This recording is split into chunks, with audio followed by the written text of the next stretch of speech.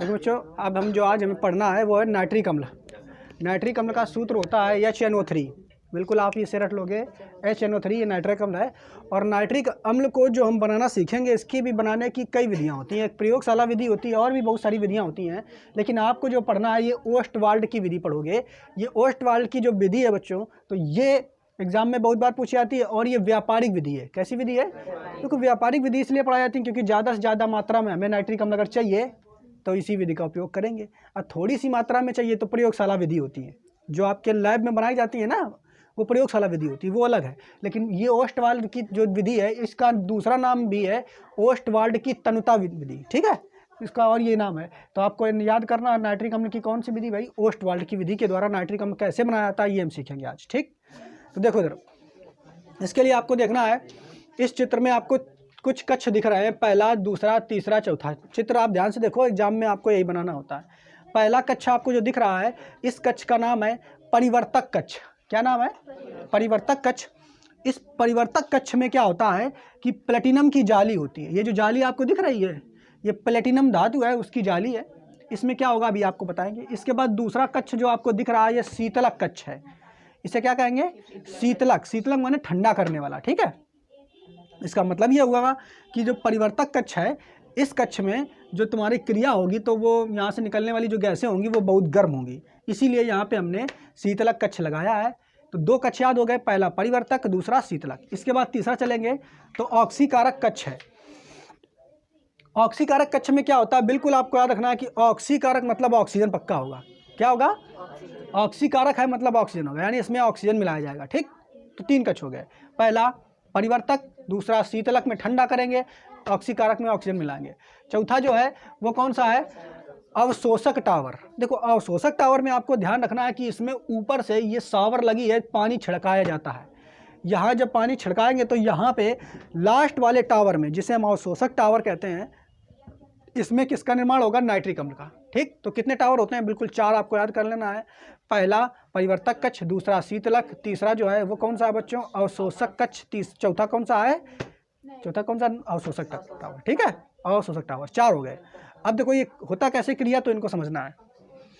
तो सबसे पहले आप देखो बच्चों क्या करेंगे हम, कल हमने अमोनिया बनानी सीख ली थी, अमोनिया बन गई थी कि नहीं?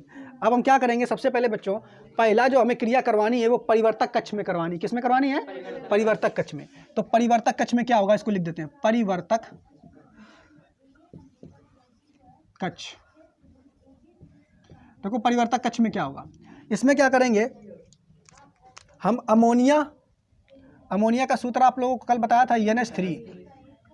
अमोनिया की क्रिया हम कराएंगे ऑक्सीजन के साथ। किसके साथ कराएंगे बच्चों? ऑक्सीजन के साथ। तो जैसे ही अमोनिया की क्रिया हम ऑक्सीजन के साथ कराएंगे, ध्यान से देखते रहना बच्चों, इधर रिएक्शन ये कई स्टेप में होती है, एक स्टेप में नहीं होती है। तो ये आप पेपर में आएगा तो एक स्टेप में तो है नहीं, 4 स्टेप में है, तो मतलब 4 रिएक्शन आपको यहाँ से याद करनी है। तो आप इधर ध्यान रखोगे तभी याद होंगी। क्या बताया? अमोनिया की क्रिया हम ऑक्सीजन के साथ कराएंगे, तो जैसे ही अमोनिया की क्रिया हम ऑक्सीजन के साथ कराते हैं, वैसे ही क्या बनता है? NO, nitric oxide. क्या बनता है? NO, nitric oxide. और साथ ही साथ इसमें बनता है जल। और क्या होता है बच्चों? और इससे ऊर्जा भी निकलती है। 3 चीजें समझना इधर ध्यान से, समझना इधर ध्यान से। क्या बच्चा बताया हमने कि अमोनिया की क्रिया हम ऑक्सीजन के साथ कराते हैं। ये ऑक्सीजन जो है वायु है। क्या है बच्चों? वायु। अमोनिया की क्रिया पहले वाले में हम क्या कराते हैं? वायु के साथ कराते हैं या ऑक्सीजन के साथ, याद कर लो आप। तो क्या होता है? नाइट्रिक ऑक्साइड बनता है। क्या बनता है बच्चों? नाइट्रिक, ये नाम याद रखना है, नाइट्रिक ऑक्साइड। ठीक बच्चों, और साथ ही साथ जल बनता है और ऊर्जा निकलती है। तो कल हमने आपको बताया था जिन अभिक्रियाओं में ऊर्जा निकलती है तो वह अभिक्रियाएं कौन सी होती हैं? ऊष्माक्षेपी। कौन सी होती हैं? ऊष्माक्षेपी, यानी ऊष्मा को छेप देता है, निकाल देता है। छेपने का मतलब होता है निकालना। तो ये अभिक्रिया कौन सी है? ऊष्माक्षेपी। अब हम इसको क्या करते हैं, इस रिएक्शन को हम बैलेंस कर लेते हैं। तो बैलेंस करेंगे तो यहाँ पे देखोगे अमोनिया के हमें 4 अणु लेना है। कितने लेना है? 4। ऑक्सीजन के हमें 5 अणु लेना है। कितने? 5। तो हमें जो प्राप्त होगा इधर 4 नाइट्रिक ऑक्साइड के प्राप्त होंगे, और जल के कितने प्राप्त होंगे? 6। कितने प्राप्त होंगे? 6। तो ये रिएक्शन बैलेंस हो गई। समझना इधर ध्यान से। 5 अमोनिया के अणु की क्रिया, 4 अमोनिया के अणु की क्रिया 5 ऑक्सीजन के साथ कराएंगे तो नाइट्रिक ऑक्साइड के कितने बनेंगे 4, और जल बनेगा ऊर्जा बनेगा। आपको इतना याद रखना है, अमोनिया क्रिया ऑक्सीजन के साथ कराएंगे, नाइट्रिक ऑक्साइड बनेगा, जल बनेगा, बस उसके बाद बैलेंस कर लेना गिन के, ठीक है, समझ पाए। आगे तो पहले स्टेप में तुम्हें क्या मिल गया, नाइट्रिक ऑक्साइड, क्या मिल गया है, नाइट्रिक। अब देखो यहाँ से, यहीं से जो नीचे वाला देख रहे हो, यहाँ से ही क्या प्रवेश कराया जाता है, अमोनिया NH3, ये पहले पात्र में NH3 प्लस O2, ये दोनों प्रवेश कराए जाते हैं। लेकिन आपको बात ध्यान में ये रखनी है कि जो इनका अनुपात रेशियो होता है वो 1:10 होता है। कितना होता है बच्चों, 1:10। क्लियर। अमोनिया और ऑक्सीजन यहीं से प्रवेश कराए जाएंगे। अब जब से जाएंगे ये से बढ़ेंगे, आगे बढ़ेंगे, तो क्रिया किस में होगी, इसमें प्लेटिनम जाली में, प्लेटिनम जाली में क्रिया होगी। और जब ये क्रिया कर लेंगे तो क्या बन रहा है, देखो क्या बन रहा है, नाइट्रिक ऑक्साइड। तो भैया नाइट्रिक ऑक्साइड यहाँ से बन गया। और जब नाइट्रिक ऑक्साइड बनेगा तो ये यहाँ से आगे निकलेगा कि नहीं, गैस है ये, नाइट्रिक ऑक्साइड क्या है, गैस। तो NO जो है यहाँ से क्रिया करने के बाद ऊपर नाइट्रिक ऑक्साइड बन गया, तो ये ऊपर से निकलेगा अब, ठीक, क्लियर। अब जब ये निकलेगा तो एक बात और समझना, ये नाइट्रिक ऑक्साइड जब निकलेगा तो बड़ी गर्म होगी, खौलती हुई एकदम, समझ पा रहे हो, भाप जैसी खौलती हुई होती है, वैसे ये भी गर्म है। और गर्म होकर के जैसे यहाँ पे आएगा तो दूसरे स्टेप में ये जाएगी किस में, शीतलक में। किस में जाएगी बच्चों, शीतलक कक्ष में। तो यहाँ पे तुम्हारी NO जो है यहाँ शीतलक कक्ष में जाएगी। तो ये इसलिए बनाया गया, नीला हमने बना दिया है, ये ठंडा कर देगा कि भाई बहुत ज़्यादा गर्म है तो उसका टेम्परेचर जो है कम हो जाएगा, ठंडा हो जाएगा। अब इसके बाद देखो तीसरे कक्ष में जाएगा तो इसमें क्या होगा, तीसरा कक्ष आपका कौन है, ऑक्सीकारक। कौन सा कक्ष है बच्चों, ऑक्सीकारक कक्ष। इसमें देखो क्या होगा, ऑक्सीकारक।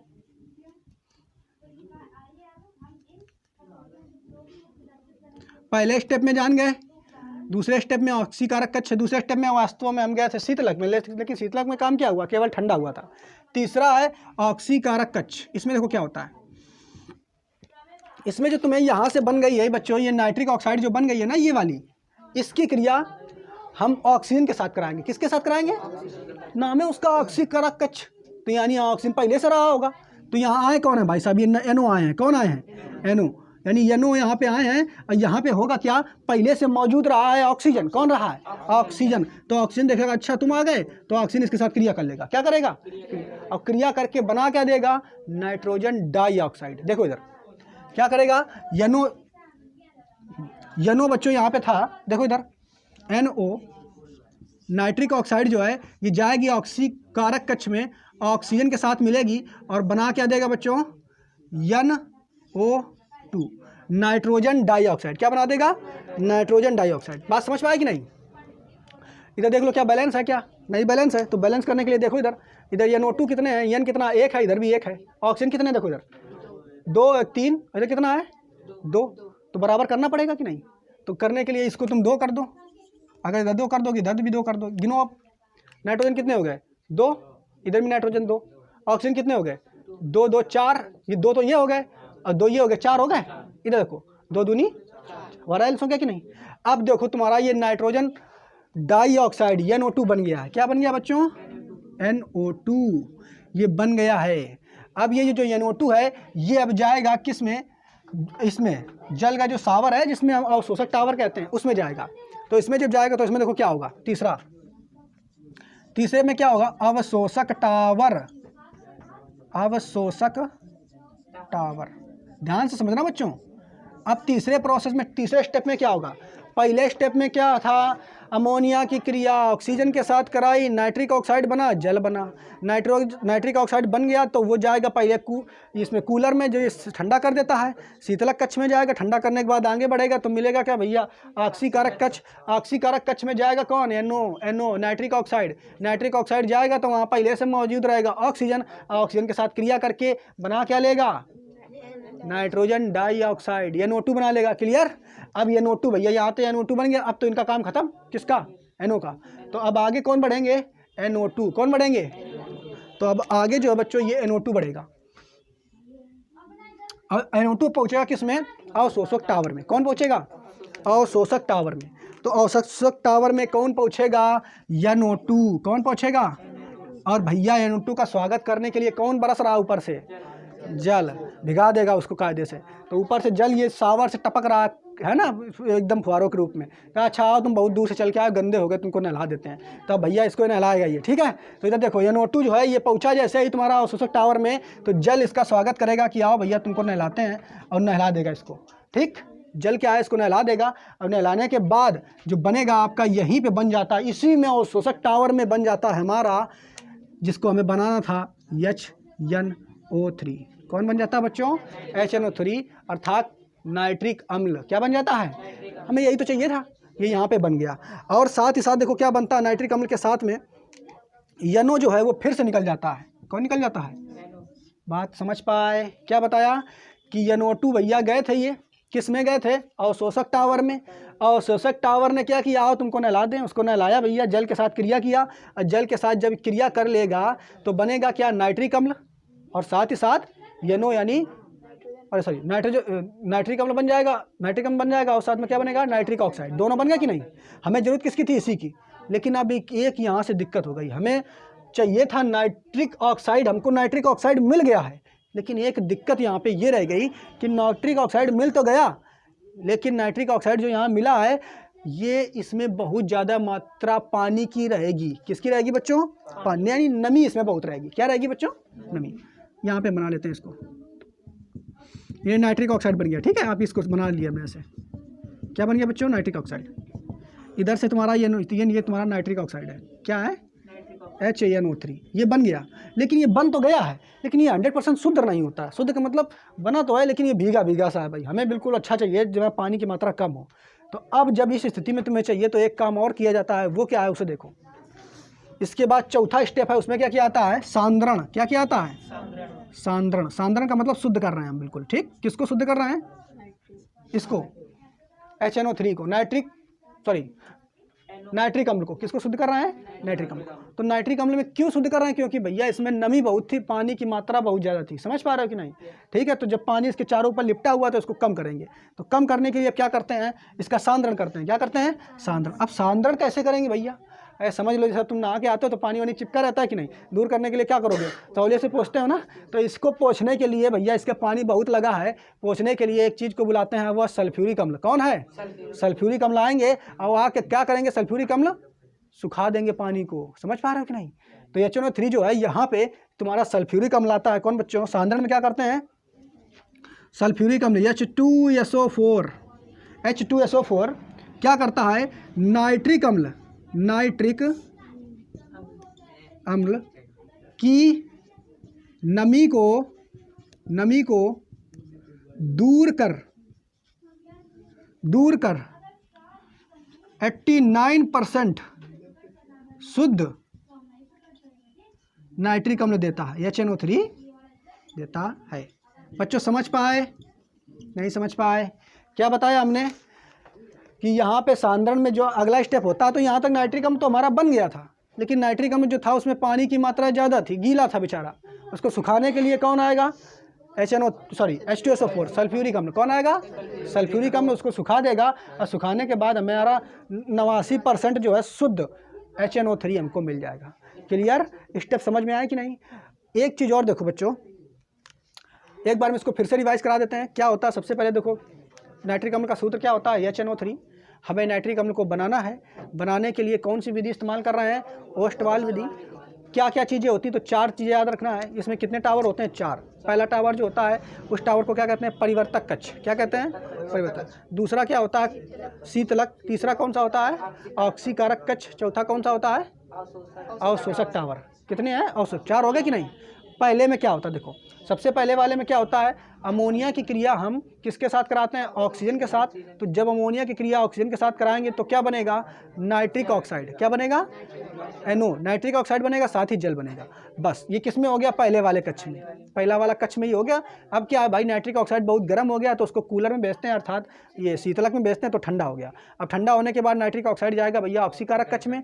ऑक्सीकरण कक्ष में जब जाएगा तो उसमें क्या, ऑक्सीजन के साथ क्रिया करेगा। किसके साथ करेगा, ऑक्सीजन के साथ क्रिया करके नाइट्रोजन डाइऑक्साइड NO2 बना लेगा। क्या बना लेगा, NO2 बनाने के बाद फिर ये आगे बढ़ेगा भाई, और अब जाएगा अवशोषक टावर में। अवशोषक टावर में देखेगा, अच्छा तुम बहुत गंदे हो गए बच्चों, उसको नहलाएगा। कौन नहलाएगा, ये टावर। क्योंकि यहाँ पे शावर लगा हुआ है, ऐसे पानी ऊपर से बरस रहा है, तो जैसे ही नीचे से ये जाएगा कौन जाएगा, NO2, तो ऊपर से पानी बरसेगा। जब पानी बरसेगा तो यहाँ क्या होगा, NO2 और H2O आपस में क्रिया करके नाइट्रिक अम्ल बना लेते हैं और साथ ही साथ नाइट्रिक ऑक्साइड भी बन जाता है। अब ये नाइट्रिक ऑक्साइड तो इस टावर में तुम्हारा बन जाता है, यहाँ से निकाल लिया जाता है इसको, यहाँ से इसको निकाल लिया जाता है।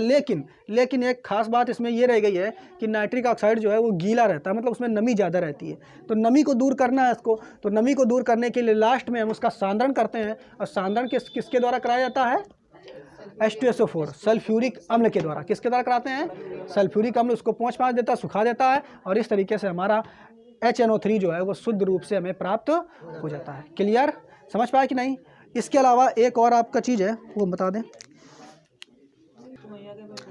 ये जो यहाँ पे बच्चों थोड़ी सी मिस्टेक हो गई थी, इसको सही कर लो कि जो हमारा नाइट्रिक अम्ल जो प्राप्त होता है शुद्ध, वो 98% प्राप्त होता है। कितना, 98%, ठीक है।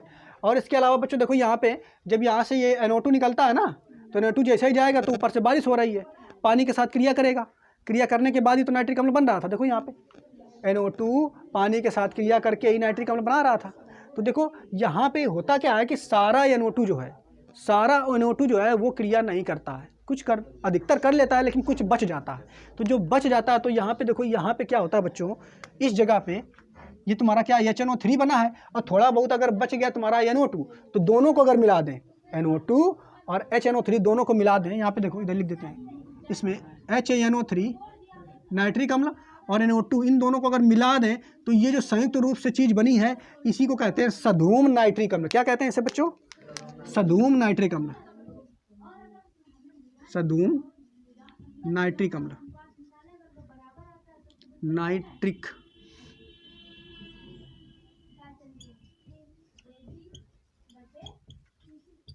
ठीक है, तो पूछ सकता है पेपर में सधूम नाइट्रिक अम्ल क्या होता है, तो तुरंत बताओगे। नाइट्रिक अम्ल और NO2 के मिश्रण को हम क्या कहते हैं, सधूम नाइट्रिक अम्ल।